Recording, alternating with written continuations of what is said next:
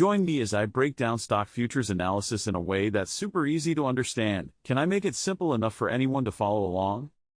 Stock futures are essentially contracts that allow you to buy or sell a specific stock at a predetermined price on a specific date in the future. They're a crucial tool for traders and investors because they offer a way to hedge against potential losses or lock in profits. By understanding stock futures, you can make more informed decisions about your investments and potentially boost your portfolio's performance.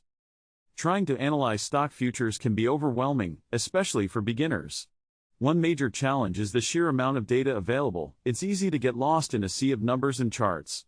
Another issue is understanding the various factors that influence stock prices, from economic indicators to company performance. It's also tough to stay up to date with market news and trends that can impact your investments. And let's not forget the emotional aspect. It's easy to get caught up in the excitement of the market and make impulsive decisions. To make effective stock futures analysis, you need to focus on key indicators and tools. One essential indicator is the moving average, which helps smooth out price fluctuations and identify trends. Another important tool is the Relative Strength Index, or RSI, which measures the magnitude of recent price changes. You should also keep an eye on the Bollinger Bands, which provide a visual representation of volatility.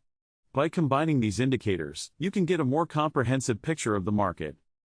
When using these indicators, it's vital to understand their limitations and how to interpret their signals. For instance, a moving average crossover can signal a potential buy or sell opportunity, but it's crucial to consider other factors before making a move.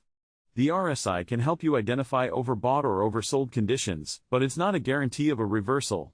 Bollinger Bands can indicate increased volatility, but you need to consider the context.